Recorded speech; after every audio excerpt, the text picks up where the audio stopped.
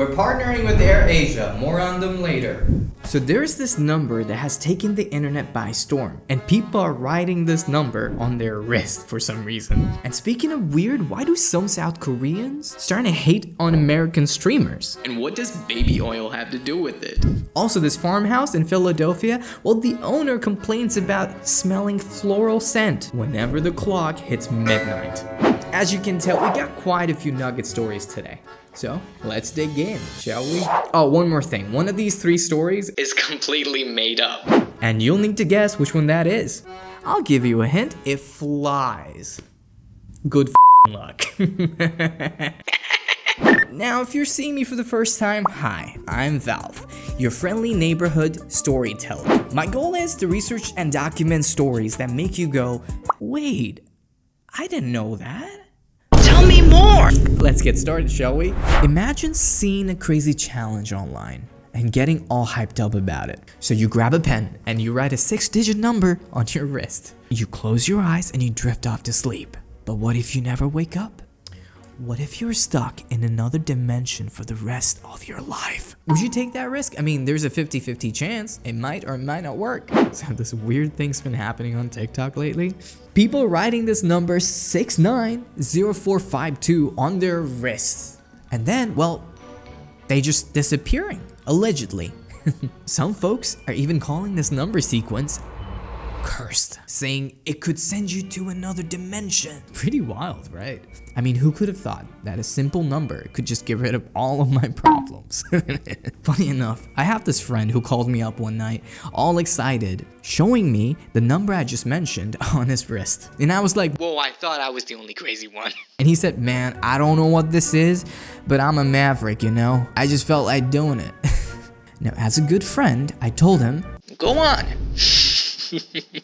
Oh, also let me know if you survived this crazy experiment. So tell me the tale, okay? If you do survive. And I haven't heard from him ever since. Just kidding. He's right there. Still alive.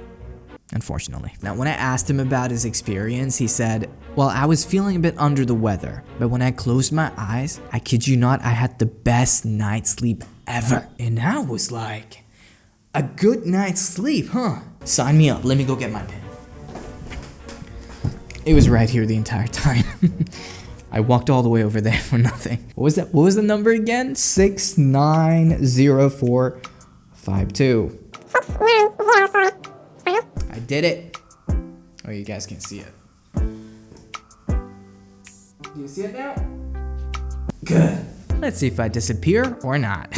Darky, if I disappear, post this video for me, will you? Well, I've looked through the history books, and let's say I couldn't find anything about these numbers being cursed. But there is something similar. Numerology. So there's this thing called numerology and magic squares. Numerology is basically when numbers have special meanings. It's like a secret code for the universe. And magic squares are kind of like number puzzles. You arrange numbers in a grid, and the numbers in each row, column, and diagonal add up to the same total. Yeah, just like you, I did not understand what that sentence meant either. People back in the day really believed in the power of numbers, especially when it comes to numerology and magic squares. Some people to this day still believe in that kind of stuff. So if you look at a magic square guide, it's kind of like a manual for supernatural stuff. You can supposedly do all kinds of crazy stuff, like summoning spirits and even predicting the future. Stuff like whether or not I'd get married in the future. No. What hurts is how confidently you said the N-word. Anyways, let's face it, predicting the future is a no-go in Islam. You cannot go to a fortune teller, or your prayers would not be valid for a specific period of time. And it is a crime punishable by death in some Muslim countries. And so yeah, that's not something you want to make a living doing. So to be a fortune teller, you need to master numerology and magic squares. Speaking of predictions, have you guys heard about this French dude named this? I'm not gonna try and spell that. That is so hard. I mean, look at it. Why do French people have weird names? Nostradamus? I guess Nostradamus? Okay, we'll stick with that. Well, he wasn't exactly a fortune teller, but he wrote a bunch of weird poems that people later realized were hinting at major historical events. Some people think that he used numero uno, numerology, and other mysterious methods to write his predictions. It's pretty fascinating, right? Buckle up, we're going back in time. Ow. We're here. Alright, so picture this. You see this French dude named Nostradamus back in the 16th century. While you were strolling around town, you overheard that he's the talk of the town. So you ask yourself, why is that? I mean, he looks like an average guy, a doctor even, an apothecary. What you might call a jack of all trades. But what really got the town folks talking about him is his obsession with the numbers. He was a number nerd. He loved math and astronomy a little too much. He was really convinced that the entire existence is just a math problem waiting to be solved. So Nostradamus started writing these weird poems that he called quandriums. They're like confusing riddles about the future. He talked about the fire from the sky, which people think might be atomic bombs, and beasts with horns, which can be modern day tanks. Pretty vague. I mean, I could say a cup full of kitty noodles. It doesn't make sense right now, but in the future it might be a thing, if it isn't already. So people were totally obsessed with this guy. Some thought he was a genius, while some called him a total nutcase. So remember the Titanic? Yeah, the unsinkable ship? Well, there's a numerology connection to its tragic fate. First, the name Titanic was considered a bad omen by many. Well, guess what? The ginormous ship set sail on Friday the 13th, which is already a pretty unlucky day. To skipping floors in buildings, to rearranging seating charts. The number 13 is often avoided. Many hotels and office spaces in Asia doesn't even have a 13th floor. They just jump from 12 to 14. Some airlines do the same with their seat numbers. It is a bit strange, but nevertheless very fascinating. It makes you want to ask more questions. Now, I asked my mom, why do people hate the number 3 so much? And she gave me this quote. Tin taro teise. It sounded like a death threat, didn't it? The translation of that quote is, on the dates 3, 13, and 23, no one should go abroad. That applies to pretty much anything. Like you shouldn't go anywhere on these dates. Well, it is what people believe, but I don't believe that, do you? Alright, I got 3 quirky questions for you that are pretty quirky, and I want to know your answers. Don't worry, you don't need to share them publicly. You could just think about it, or just jot them down if you feel like they'd be too scandalous, or you could just DM me. It'll be between us. I just winked, forgot you can't see it. Why am I so hot? Let me take my shirt off. Okay, so here are all the questions. 1, what's like your guilty pleasure snack that you hide from everybody? 2, what's like the most embarrassing thing that's ever happened to you? 3, what's like the most craziest dream that you ever dreamed of? Remember, there is no right or wrong answer, so just have fun, okay? Okay, here are my answers. Number 1, secret snack. You, human blood. It's ice cream. You see, I'm broke, so I don't get to afford fun things for myself very often in large quantities. But ice cream is one of those things that I tend not to share with everybody. You'll see why in this video very soon. But anyway, I've lost count of the number of times I felt guilty for eating outside without sharing. Sorry, money's tight. Knowing that I could be sharing this with my bros and sis back home if I got more, but I'm broke. I'm sorry, but not sorry. But hey, life is too short to deny yourself a little happiness every once in a while, right? Right? Okay, so this one time I had this super embarrassing moment. It was during one of those Indian wedding traditions. You know, where the groom-to-be visits every relative's house for food and blessing. I know it just doesn't sound quite right, but think of it like a very conservative Indian-style bachelor party. That's the closest analogy I could give.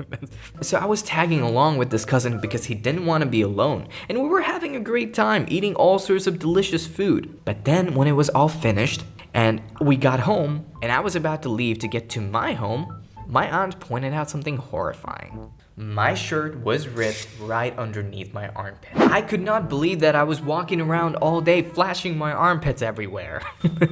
I wanted to disappear into the thin air. So I rushed back home and pretended like nothing ever happened. Like I wasn't just flashing my armpits everywhere that day. It's funny looking back now, but all that time, it was the most embarrassing thing ever. But these days, people walk around with ripped jeans. So hey, I was starting a trend. I'm responsible for ripped jeans, that's right. Sue me. Number 3, so the craziest dream. Oh, this one's a really good one. A while ago, I had a dream. I was filming a YouTube video and I was killing it, you know? I was doing everything right. Editing like a pro, coming up with the best lines ever. I even finished the video and uploaded it. But then I woke up. And of course the video was not real. I was so bummed. I mean, it was the perfect video ever. So I decided to recreate it as best I could from my memory. And if you're wondering, this video right here is the one I copied from my dream. I thought for sure this video was gonna blow up. I mean, after all, it was straight out of my dream, but no, it tanked. It died, YouTube hates me. So now I'm excited to hear your stories. They better be juicy. Keep them coming. Okay, now that you know about my embarrassing past and just how selfish I could be when it comes to ice cream, on to the next segment we go. Alright, so picture this. You finally managed to save enough money to go to the land of kimchi, to steal their recipe. As you're planning your grand kimchi heist, you see this guy slathering baby oil all over himself in the weirdest place. Suddenly your kimchi heist doesn't seem all that bad compared to what he's doing. So this guy named Johnny Somali is an American streamer who loves to piss people off. He travels to different countries doing crazy stuff just to see if people would punch him or not. And guess what? He's pretty good at what he does, because he does get beaten up quite often in almost every country he has visited so far. Now, in all honesty, I didn't know who this kid was until YouTube recommendation was like, hey yo, so people are kind of hating this guy for what he did. You might want to check him out. At first, there were rumors that he was a Muslim bully. Then the rumors changed to him being a Somali guy, causing trouble. And now people know him as an American streamer. It's like he's jumping country to country. Now, I do need to disclose, just because he's American doesn't mean all Americans are bad, right? The same goes for people from Somali or any other background. They're bad people everywhere you go. His name has Somali in it, but it doesn't necessarily mean that he's from Somali or has any connection to the country. Matter of fact, that's not his real name. His real name is Ramzi Khalid Ishmael, but that's not how I would say his name. I would say Ramzi Khalid Ishmael. And he's from Phoenix, Arizona. It's getting cold, let me put on some clothes. So this guy, Johnny Somali, he went to Japan and started spamming the word Hiroshima and Nagasaki, along with some other pranks that IRL streamers are into these days. Like, can you imagine how annoying that would be on a train? People on the train were probably like, why does this guy have so much energy? Also, how can he see me? Thought I was invisible. And let's not forget about the countless times Johnny and his cameraman been punched, kicked by angry bystanders. But they kept doing it because, well, drama gets views, right? His recent actions in South Korea were absolutely disrespectful.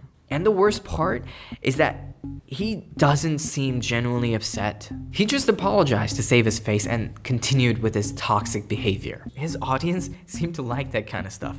They're egging him on to do more of what he's doing. And they're giving him money for it. I mean, I get it. Some people watch him hoping to see him getting his ass beat. As of the time of recording, he is facing 31 years of Korean prison time if he's convicted. So he's currently waiting for trial, which I guess won't be difficult because he pretty much streamed the entire thing and it's all up on the internet.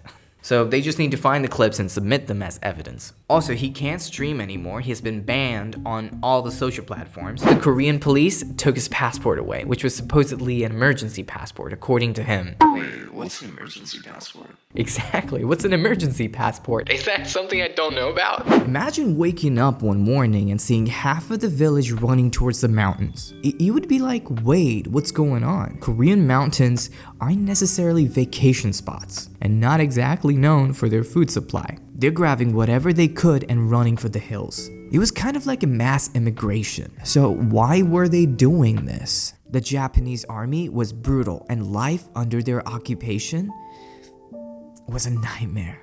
So living in the mountains, as harsh as it might be, was a safer bet than facing the horrors the Japanese army had in store. No one was safe. There wasn't enough food, and finding clean water was super challenging, if not impossible. Although some people did manage to escape to remote mountain villages, they weren't necessarily feeling safe there. They lived in constant fear. The Japanese army could find them at any time. Warning, to provide a complete historical account, it is essential for me to include this part. So during World War II, the Japanese occupied Korea from 1910 onwards. Koreans were forced into harsh labor like factories and mines, without paying them anything. They tried to ethnically cleanse all of Korea, forcing them to speak Japanese and follow Japanese tradition. And that's not even the end of it, it got worse. Though Japanese invaded many Southeast Asian countries, due to its close proximity to Japan, Korea faced particular brutality. They forced thousands of Korean women into sexual slavery, who later became known as the comfort woman. So the life of a Korean woman during that era was very brutal. Everyone was a target, regardless of age. Teenagers were abducted by soldiers, while others were lured in with the promise of education and employment. And these women were subjected to endless defilement by Japanese soldiers. The trauma was so severe that many survivors suffer from life-altering conditions that hinder their daily lives. Despite overwhelming evidence, Japan continues to downplay the scale of these crimes. Survivors and their advocates to this day demand an apology for all the crimes committed against them. Unfortunately, history has shown us that women are the most vulnerable during wartime. They're often abducted, enslaved, and abused. And during those dark times, family would often hide their women or disguise them as men to protect them from such horrors. Japan, however, opposes these statues, claiming they're unfair and one-sided. Some people have even resorted to vandalizing them. Yet survivors of these atrocities continue to live in countries like South Korea, Indonesia, the Philippines, Thailand, and Singapore. These statues are a harsh reminder of all the terrible things Japan did. And it's obvious that no decent person would ever vandalize something so important. Now, I reached out to a bunch of YouTubers to do this part of the segment, but they didn't respond. So, Darky, you're gonna have to fill in. Come over here. Hello, ladies. You know, there's this really cool legend about a tiger in Korea that was like a total hero. It is said to have protected villages and even helped lost kids find their way home. Good kitty. People used to wear tiger necklaces as good luck charms, hoping for a bit of that tiger power. That's not on the script. What's that? You have a problem with my presentation? Why don't you come here and do it yourself? Tigers are seen as these strong, fearless creatures in Korean folklore. They're often the ones fighting off monsters, saving the day. There's this one story about a giant serpent terrorizing a village, stealing people at night. How the heck do you steal a human? Do you eat them? You see, by steal, what I meant was that they were eaten. So, to steal a human, I need to eat them. I mean... So everyone was scared, too scared to even leave their homes. But then, this big bad tiger showed up and fought the serpent for days. It was epic. Blood, guts, everywhere. That's not on the script. Shut up, I do what I want. After the tiger won, people finally felt safe enough to come out. I like this thing you do with the camera. Can I hold it? Okay. You can find tiger stories everywhere in South Korea, in kids' books, comics, and even traditional art. It is no surprise that surfing tiger is our national animal. Unfortunately, during the Japanese occupation, I'm talking 35 years, from 1910 to 1945, many surfing tigers were hunted near extinction. It's a real shame, but these stories keep their memories alive. Okay, let's take a quick ice cream break. Now, y'all know I don't discriminate when it comes to ice cream. But raw egg on top? No, that's a hard no. In fact, I would declare you as an enemy if you do that to your ice cream. Okay, I'm gonna go get my ice cream. I should grab some tissues. Don't ask why it's beside my bed, okay? Oh, here it is. You never heard of this brand, have you? Okay, go grab your favorite ice cream and let's eat it together. I'll wait. Just kidding, if I do, it'll melt. Should it look like that? I don't think it should look like that. Do you like the lid on top? Be honest. There's something wrong with my ice cream. I don't know what they did. Maybe they turned off the freezer. I don't know, but it's too hard. It's not supposed to be this hard, right? It's cream. It's supposed to be soft. It's turned into ice. It's not, I'm chewing ice, literally. What the heck? I don't eat chocolate flavored ice cream as much, but I don't hate it. I love it. Now, while we're on the topic of food, let me tell you about this beautiful woman from the Philippines. She was so beautiful that both men and women can't help but stare, you know? This is more beautiful. It was like she had everyone under her spell. Her presence was truly mesmerizing. Just as mesmerizing as this ice cream. But wait, there is a villain in this story. Here comes the twist. Her own husband. Can you believe it? She's married and her husband is apparently jealous of her beauty. I mean, it doesn't make any sense. I mean, it doesn't add up. Why would he be jealous? She's gorgeous. Shouldn't he be happy? It's probably protective jealousy, right? Well, I need to peel my ice cream. That's right, get naked. Well, things took a dark turn. One day, her husband tricked her into eating something suspicious. And poof, she turned into a tree. Crazy, huh? But wait, there is more. The tree, you see, started bearing fruits. And guess what? The fruits looked exactly like her. So they took the fruits and decided to turn them into something delicious. And let me tell you, it was as good as this ice cream right here. So moral of the story, don't make your hubby jealous, or he might turn you into a tree. I know I would. People would go to war for this part. This here is the solution to all of our problems, and I'm about to put it in my mouth. Alhamdulillah, alhamdulillah, alhamdulillah. If you're inspired to visit the Philippines after hearing the story, I got a good deal for you. I've teamed up with AirAsia to hook you up with cheap flights. Whenever you're looking for a spooky getaway, regular vacation, business trips, or meeting the love of your life for the first time, they've got you covered, okay? So check out the link in the description or just scan the QR code on my face. Do it. They've got some crazy deals going on, so book it before somebody else does. And trust me, your wallet will thank me and you for choosing AirAsia. And who knows, you might even catch a glimpse of that magical tree once you're there. On to the next segment. Imagine you're fast asleep, dreaming about eating a bunch of spicy noodles. Suddenly, you wake up and you find yourself in your bed. You blink a few times, trying to adjust to your surroundings. You look at your hands, all wrinkled and old. You realize that you're a 42-year-old man from Bucks County, Pennsylvania, and you have a backache.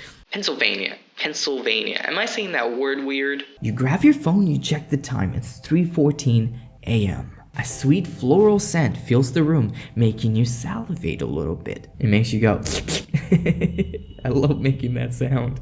I'll never stop doing it. You know how your mouth waters every time you smell something delicious? Yeah, it's your brain telling you, I want that inside of me. But it doesn't make sense. He lives alone in the countryside, so what could be causing this? I mean, yeah, sometimes his grandkids drop by on weekends, but today it's Wednesday, and no one is supposed to be cooking right now because he's alone. So curiosity got the best of him, and he started searching the house. Creaky footsteps echoed as he moved from room to room. But no luck, he couldn't find the source of the smell. He even stood by the front door, his breath fogging up the glass, waiting for something to reveal itself. Finally, he took a deep breath and opened the door. Nothing. Confused, he scratched his head and went back to bed. Smart. The next morning though, the smell was gone and everything was normal. So there's this guy named Luke Benjamin. He's 42 years old. His wife passed away unexpectedly, and he was left to raise their 2 daughters all on his own. One of them is married and she lives in New Hope along the Delta River. It's a pretty cozy town. Luke has lived in Bucks County for 25 years and he has never experienced anything like this before. He's been smelling this strange, sweet scent. It's really weird and he's not sure what's going on. At first he thought there was something wrong with his AC vent or that he had been eating something strange. So he called a repair guy to check out his AC, but it was fine. He even tested his own farts, but nope. They were normal farts, very stinky. It didn't smell nice. So none of these were the culprits. Luke's got a 20-acre farm with cows and a little cute donkey. So naturally, he thought maybe the donkey's the culprit, but no. Was he smelling donkey farts? I don't know. What I do know is that he searched high and low all over the farm, but he couldn't find anything. He could not figure out the source of the floral scent. So why does he keep smelling this floral scent in the middle of the night? It's a real head scratcher. It reminds him of apple pie though, but there is no pie baking in his house. So what do you think it could have been? Could be anything. Well, I got a few answers. They might not be accurate, but they're similar. Some people say they can smell rain coming. It's an earthy and sweet scent. That's pretty pleasant. I know exactly what they're talking about. They say people who can smell it are lucky and can predict the weather. I mean, I guess that makes me lucky, doesn't it? There's this old legend about corpse candles from Ireland and Wales. It's pretty creepy, actually. Instead of smelling sweet, though, corpse candles smell like sulfur or rotten eggs. Back in the day, people used to believe that if you smelled sulfur, someone was about to die. The size of the candle would tell you how old the person was when they kicked the bucket. A red flame meant a man is about to die. A white flame meant a woman. In Wales, people say you might even see blue lights floating around where the smell is too strong. Fascinating. Now I'm afraid to go pee.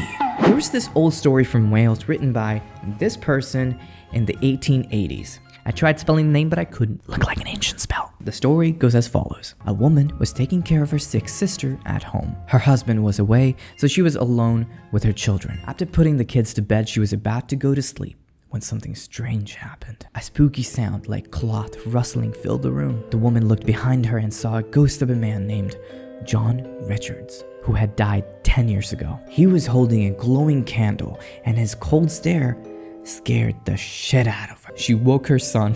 Why would you want to traumatize your son? Who was also scared by the sight of the ghost. The ghost then vanished and the candle on the floor lit up again. The next morning, her sick sister passed away. Oh, I know.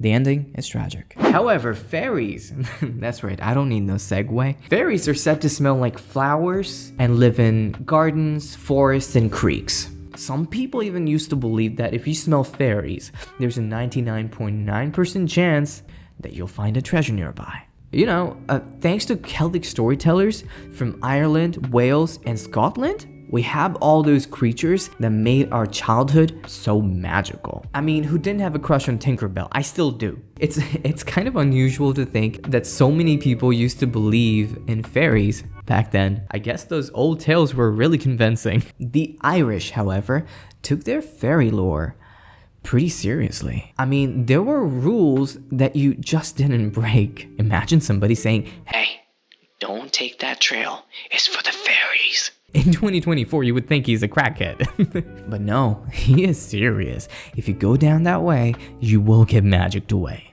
I mean, if you tell me to not look at the sun, looking at the sun is the first thing I would do. It's kind of like the old saying that goes something like, the curiosity kills the cat, or something. I like cats. Let's say you did follow his advice and didn't take that path to the village. Once you're in town, you see people offering first milk from cows, little bits of food, and pretty looking ribbons. It turns out it's all for the fairies. Everyone wearing iron and silver necklaces. A medieval looking fashion statement with a serious purpose. It's supposed to protect them from the fairies. You definitely don't want to get on their bad side. You realize that Irish fairies aren't just cute winged creatures. They're pretty powerful and capable of making a grown man cry. Yes, according to them, they're pretty scary. Some folks would even warn you to be respectful. You see, fairies, they can heal you or harm you. So it's best to not disrespect them and their homes in any way. So yeah, don't backbite fairies. People started calling them demons, and some even compared them to fallen angels. Then in the 1920s, there was this big deal about this photo supposedly depicting real fairies. Everyone was excited, but it turned out to be fake. And those fairy rings, those circles of mushrooms, people used to think that fairies danced there at night. But now we know that it's just a natural thing that happens with fungi. You gotta check out Lady Gregory's work, dude. She was this noble woman who would hang out with farmers and town folks. Listening to their stories for hours, she would write them all down. preserving Irish folklores for us to enjoy. Her stories are so detailed and well crafted, it's mind blowing. And get this, her work inspired J.M. Barrie to write the Peter Pan. That's right, the story of the little boy who refuses to grow up and lives in Neverland was partly inspired by Irish folklore. Pretty cool, huh? YouTube is broken. I'm experimenting a lot with my content right now. Sign up. Help me create an email list so that whenever I post, you guys are notified. Here's my email address. Just say hi and I'll add you to my email list. So whenever I post a new video, you will be notified through an email. I'll be the one sending you the email because YouTube ain't doing a good job. Oh, I need to buy a new mask. All right. So, did you get which story was the fake one? Well, here's the answer. I wish the second story was fake, but no. There is a streamer that's been going around terrorizing people in South Korea. Currently looking for an update on that story. He is facing some serious charges. He could and should face jail time. The first story about the number wasn't fake either. People were obsessed with the numbers and they were writing it everywhere. And people were calling it cursed. As for the third story about the farmhouse, yes, it was totally made up. But just the farm story, everything else I told you was factual and true. I learned it the hard way that making up stories is harder than it looks. Like, there's a lot of fact checking involved. Lying takes effort, okay? So, did you guess it correctly? Yes? No? If you couldn't, that means I'm a pretty convincing liar. But if you did catch my lie, you're a sharp one, aren't you? Marry me. Wait, what? Size does not matter when it comes to videos, okay? Go watch this one. It may be small, but hey, it's got a personality. Click on it. Or I will marry you.